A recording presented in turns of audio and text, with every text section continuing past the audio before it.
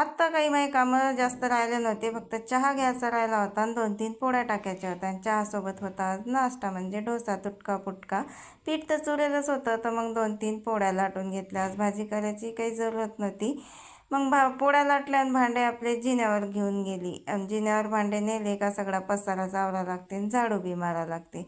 आता भाजी करायचं काम नव्हतं मला, कारण रात्रीच्या 2-2 भाज्या होत्या, म्हणून पोळ्याच लाटून घेतल्या आणि चहा पिऊन घेतला.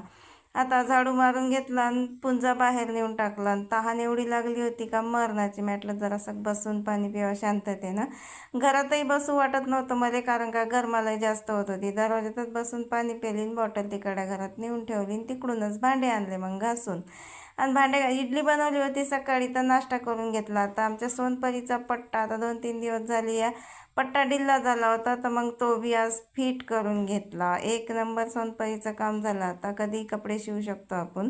आणि पट्टा लावून घेतला सोनपरीले. चला तर मग सोनपरीले पट्टा लावून झाला. आता एकदम ओकेत काम झालं, तर लई खुशी झाली होती मला. तर मग सगळे कामं उरकले, तर मग घेतलं जेवण करून. आज मच्छी होती रात्रीची आणि दोडक्याची भाजी बी होती आणि पिके लांबा बी होता जेवायला सोबत. चला तर मग भेटूया पुढच्या ब्लॉगमध्ये. बाय.